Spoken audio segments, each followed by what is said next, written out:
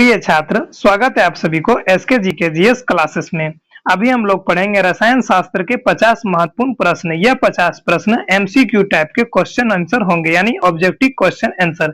पिछले जितने भी एग्जाम में ये सभी क्वेश्चन को पूछे गए प्रश्न है, तो आप इसे इग्नोर नहीं कीजिएगा, कंटिन्यू क्लास कर ही लीजिएगा, क्योंकि यह 50 प्रश्न काफी ज्यादा महत्वपूर्ण प्रश्न है। तो आइए स्टार्ट करते हैं पहला प्रश्न से। अगर आप इस चैनल पर नए होंगे तो एक सब्सक्राइब कर लीजिएगा, ताकि इस प्रकार के क्वेश्चन की जानकारी आपको हमेशा मिलते ही रहेंगे इस चैनल के माध्यम से। तो देखिए पहला प्रश्न है, निम्न में से कौन सा अम्ल सिरके में उपस्थित होता है? तो सिरके में कौन सा अम्ल उपस्थित होता है? तो इस क्वेश्चन का राइट आंसर हमारा हो जाएगा एसिटिक अम्ल जो होता है यह सिरके में पाया जाता है। तो option number B is the right answer इस क्वेश्चन का हो जाएगा। हाइड्रोक्लोरिक अम्ल जो होता है यह हमारा आमाशय यानी पेट में पाया जाता है, हाइड्रोक्लोरिक अम्ल। अगला प्रश्न है, सीरा अति उत्तम कच्चा माल किसका है? तो सीरा जो है यह एसिटिक अम्ल के लिए होता है सबसे अति उत्तम कच्चा माल। तो option number C is the right answer इस क्वेश्चन का भी हो जाएगा।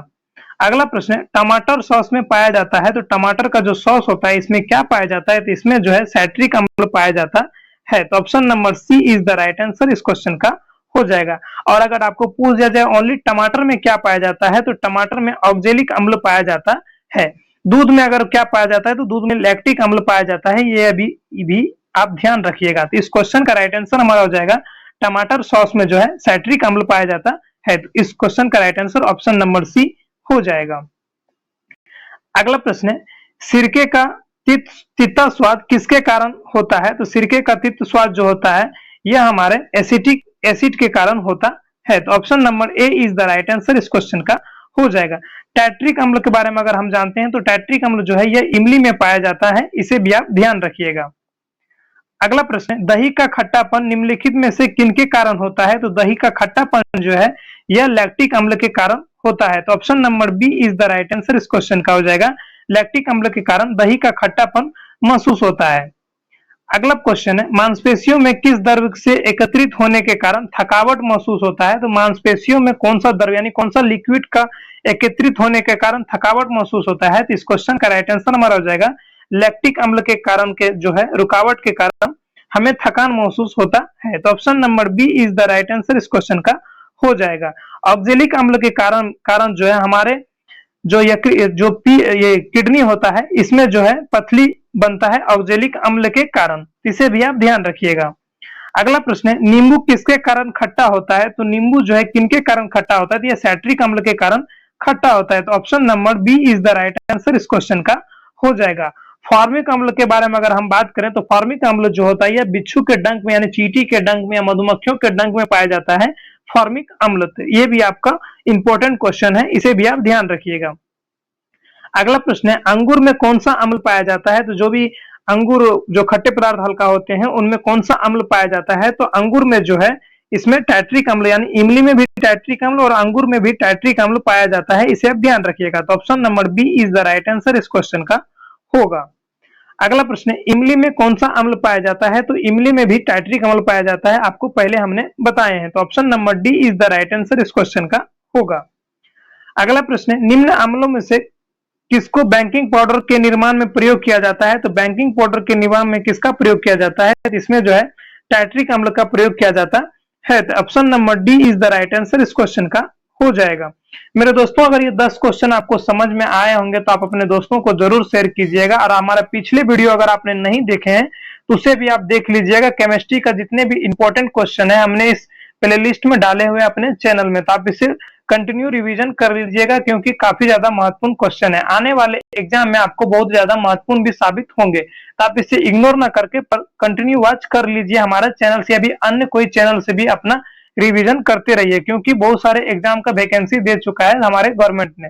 तो देखिए अगला प्रश्न है, उन शराब त्रस्तियों में जिनका परिणाम स्वरूप अधीनता आदि आता है, हानिकारक पदार्थ कौन सा है? वो जो शराब जो त्रस्तियों के लिए होता है इनमें हानिकारक पदार्थ कौन सा है? तो हानिकारक पदार्थ जो होता है मिथाइल अल्कोहल होता है हानिकारक पदार्थ। तो option number C is the right answer इस क्वेश्चन का होगा। अगला प्रश्न है, विकृतीकृत स्पिरिट मुख्यतः किस काम में आता है? यह जो है वार्निश बनाने के रूप में काम आता है। तो option number A is the right answer इस क्वेश्चन का होगा। अगला प्रश्न है पावर अल्कोहल क्या है? तो पावर अल्कोहल जो होता है यह ईंधन के रूप में प्रयुक्त इथाइल अल्कोहल होता है। तो option number A is the right answer इस क्वेश्चन का होगा। अगला प्रश्न है टीचर आयोडीन क्या है? तो टीचर आयोडीन जो होता है यह आयोडीन का एल्कोहलिक विलयन होता है टीचर आयोडीन। तो option number B is the right answer इस क्वेश्चन का होगा। अगला प्रश्न है संशोधित स्पिरिट होता है, संशोधित जो स्पिरिट होता है यह जो है 95% इथाइल अल्कोहल का होता है। तो option number A is the right answer इस क्वेश्चन का होगा। अगला प्रश्न है पशु शुद्ध अल्कोहल कौन सा है? तो परिशुद्ध अल्कोहल होता है। तो परिशुद्ध अल्कोहल जो है यह 100% इथाइल अल्कोहल का होता है। तो option number A is the right answer इस क्वेश्चन का होगा। अगला प्रश्न है किण्वन कैसा अभिक्रिया है? तो किण्वन जो होता है यह एक प्रकार का ऊष्माक्षेपीय अभिक्रिया होता है। तो option number A is the right answer हो जाएगा। किण्वन जो है यह ऊष्माक्षेपीय अभिक्रिया होता है। अगला प्रश्न है अल्कोहलिक खामीकरण का आखिरी उत्पाद क्या है? तो अल्कोहलिक खामीकरण का जो आखिरी उत्पाद होता है यह हमारा इथाइल अल्कोहल ही होता है। तो option number A is the right answer इस क्वेश्चन का होगा। अगला प्रश्न है सिरके में निम्नलिखित में से क्या पाया जाता है? तो सिरके में क्या पाया जाता है? अगर क्वेश्चन रहे तो आपका आंसर हो जाएगा एसिटिक अम्ल पाया जाता है सिरके में। तो option number D is the right answer इस क्वेश्चन का हो जाएगा।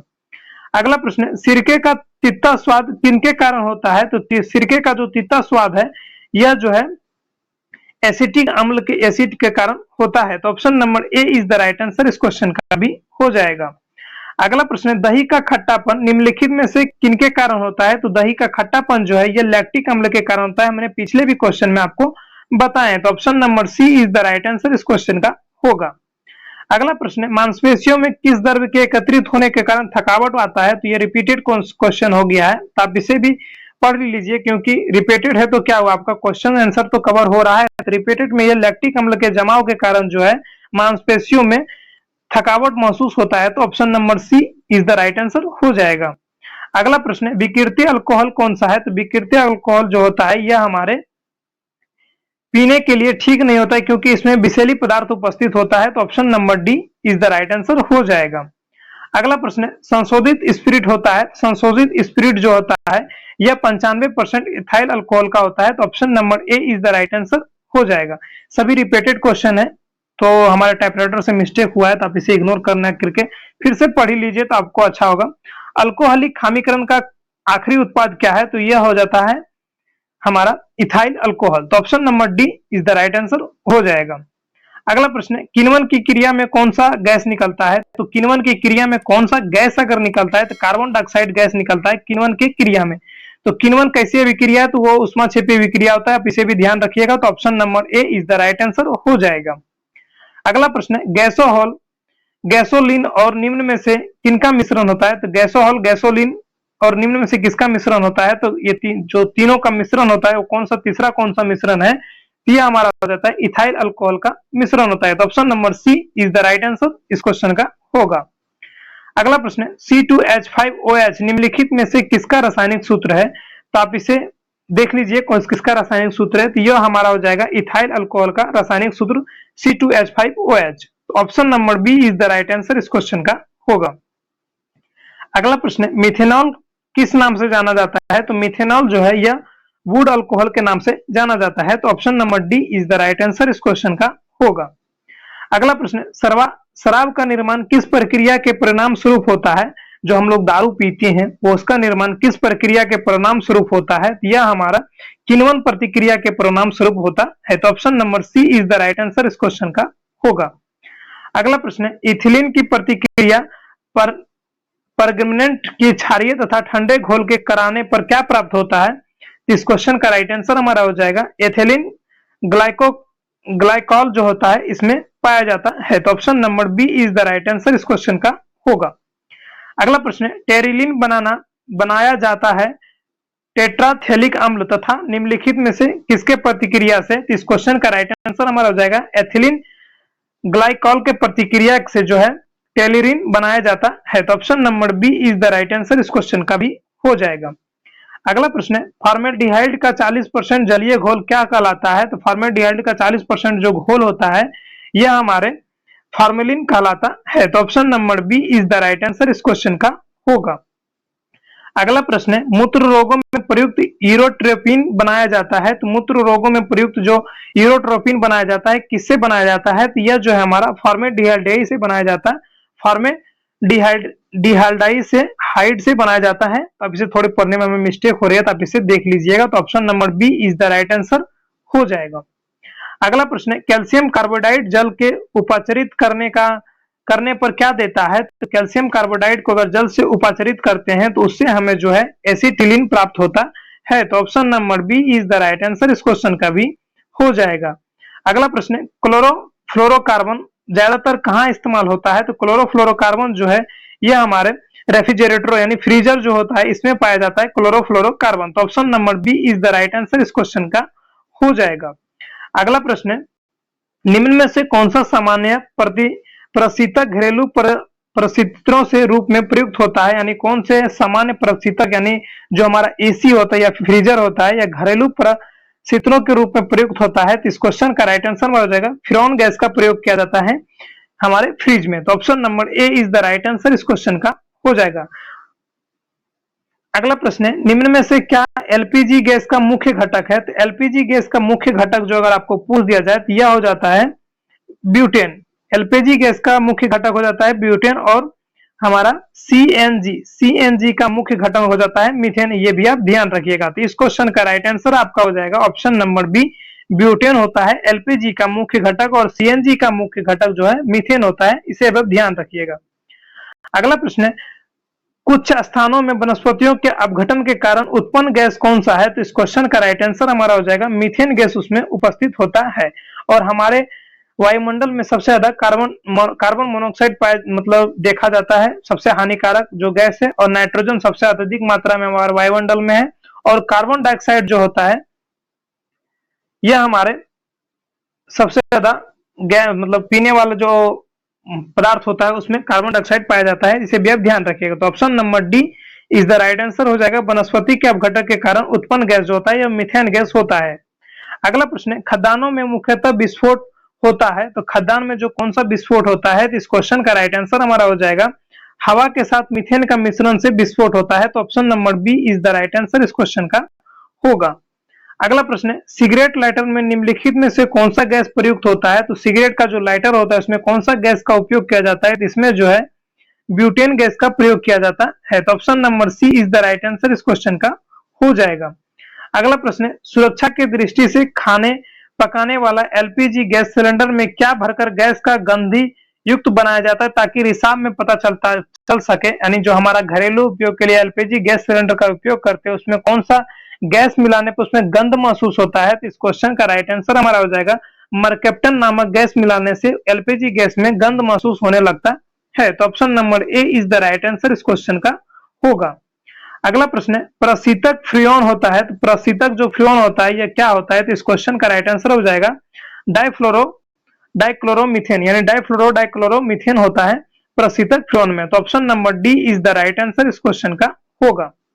अगला प्रश्न है, प्राकृतिक गैस और वायु गैस दोनों में क्या कौन सा गैस होता है? तो प्राकृतिक गैस और वायु का गैस जो होता है इसमें दोनों का कौन सा गैस होता है? तो इसका राइट आंसर हमारा हो जाएगा मीथेन गैस उसमें उपस्थित होता है। तो option number C is the right answer इस क्वेश्चन का होगा। अगला प्रश्न है, मीथेन गैस उत्पादन करने वाला क्षेत्र कौन सा है? तो इसका राइट आंसर हमारा हो जाएगा धान के खेत में जो है मीथेन गैस प्राप्त होता है। और जो भैंस का जो जुबाली यानी गाय का जो जुबाली करता है उसमें भी मीथेन गैस पाया जाता है, जिसे भी आप ध्यान रखिएगा। तो option number A is the right answer, इसे हम लोग हो जाएगा। अगला प्रश्न है, इथिलीन अणु का आकृति होता है। तो इथिलीन अणु का जो आकृति होता है यह समतलीय होता है, इसे आप ध्यान रखिएगा। तो option number C is the right answer हो जाएगा। अगला प्रश्न है, इथिलीन सल्फर मोनोऑक्साइड के साथ प्रतिक्रिया कर कौन सा विषैला गैस बनाता है? तो इस क्वेश्चन का राइट आंसर हो जाएगा मस्टर्ड गैस का निर्माण करता है इथिलीन सल्फर मोनोऑक्साइड के साथ प्रतिक्रिया करने के बाद। तो option number A is the right answer हो जाएगा मस्टर्ड गैस। अगला प्रश्न है, प्रथम विश्व युद्ध में निम्न में से कौन सा एक रासायनिक आयुध के रूप में उपयोग किया गया था? तो इसका राइट आंसर हमारा हो जाएगा मस्टर्ड गैस का ही प्रयोग किया गया था। तो option number D is the right answer हो जाएगा। अगला प्रश्न है, एक उदाहरण है। तो इथाइन जो होता है यह एक प्रकार का त्रिअवंध वाले यौगिक का उदाहरण होता है। तो option number C is the right answer हो जाएगा। अगला और लास्ट प्रश्न है, कैल्शियम कार्बोनाइड पर जल का प्रतिक्रिया द्वारा कौन सा गैस उत्पन्न होता है? यानी कैल्शियम कार्बोनाइड पर अगर जल से प्रतिक्रिया करवाते हैं तो कौन सा गैस का उत्पन्न होता है? इसमें जो है एसिटिलीन गैस उत्पन्न होता है। तो option number B is the right answer इस क्वेश्चन का हो जाएगा। मेरे दोस्तों, अगर ये वीडियो आपको अच्छे लगे होंगे तो एक लाइक एक सब्सक्राइब कर दीजिएगा, ताकि आपको इस प्रकार के क्वेश्चन की जानकारी आपको हमेशा मिलती रहे और हमको भी एक मोटिवेट मिलते रहे। अगर आपने हमारे पिछले वीडियो नहीं देखे होंगे केमिस्ट्री का, तो आप इसे जरूर देख लीजिएगा। हमारे चैनल के प्लेलिस्ट में केमिस्ट्री के सारे क्वेश्चन 900 क्वेश्चन को डाल दिए हैं, और बहुत सारे क्वेश्चन ऐसे हैं जो अभी नहीं डाले हुए हैं, तो आगे आपको वो भी प्राप्त किया जाएगा। तो आप इसे रिवीजन करते रहिए हमारे चैनल के माध्यम से। तो मिलते हैं अगले क्लास में, तब तक के लिए जय हिंद, जय भारत।